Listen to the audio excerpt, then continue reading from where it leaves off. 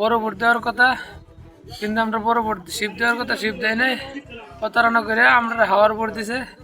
কোনো জিপিএস টাকার বা জিপিএস কোনো ম্যাপ দেয় নাই, কিচ্ছু দেয় নাই, বলছে যে সোজা চলে যাও। আসসালামু আলাইকুম রহমতুল্লাহ। অত্যন্ত দুঃখ ভারাক্রান্ত মন নিয়ে আজকের এই ভিডিওটি।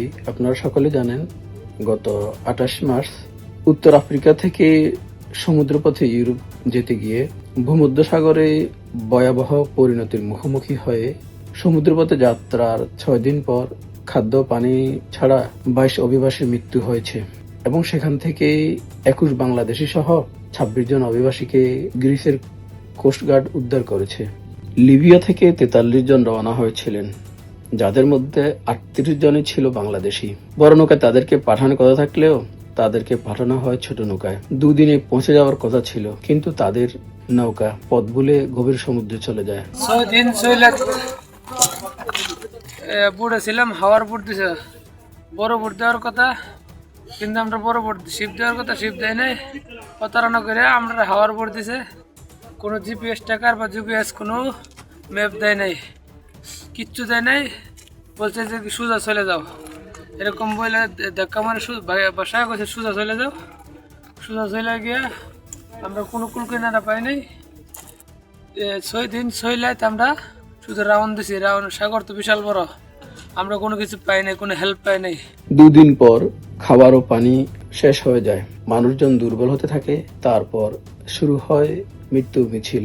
একদিকে নিজেদের বেঁচে থাকার চেষ্টা, অন্যদিকে পাশে থাকা ভাই বন্ধুটির মরদেহ। বাঙালি ছিলাম 38 জন। আজিজ দালাল বাড়ি সিলেট, এর ছিল 8 জন। 8 জনের মধ্যে 3 জন বেঁচে আছি, 5 জন মারা গেছে। আর জসিম দালালের ছিল 30 জন। 30 জনের মধ্যে কয়জন বেঁচে আছে সঠিক জানি না, মানে আমরা মোট বাংলা 21 জন বেঁচে আছি। হয়তো ভেবেছিলেন কোনো কুল কিনারা হলে পাশে থাকা ভাইটির বন্ধুটির মরদেহ মাটিতে দাফন করবেন, কিন্তু সমুদ্রের লোনা জলের কারণে মরদেহ দ্রুত পচন ধরে। এর ফলে বাধ্য হয়ে তাদেরকে ছেড়ে নিজেরা বেঁচে থাকার চেষ্টা করে।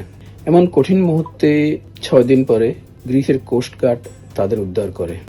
আরো বিভিন্ন অনেক শিপ পাইছি, শিপের পিছিয়ে আমরা দৌড়ছি, কেউ হেল্প করে নাই। আমরা 26 তারিখ রাত্রে রেস্কিউ টিমে আমাদেরকে উদ্ধার করছে।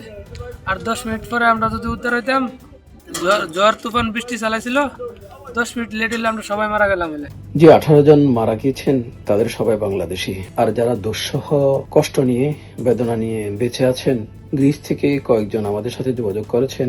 আমরা তাদের সেই কথাগুলো আপনাদের সাথে তুলে ধরার চেষ্টা করব, যাতে করে আমাদের সেই উচ্চ আকাঙ্ক্ষা নিয়ে যে সকল ভাই অবৈধভাবে বিদেশ পাড়ি দিতে চায় তাদের জন্য এটি শিক্ষা হতে পারে। যারা বর্তমানে গ্রিসে আছেন, আমরা তাদের কথা শুনবো আমিরা সংবাদের কোনো লাইভে। সবাই ভালো থাকেন, সুস্থ থাকেন, আল্লাহ হাফেজ।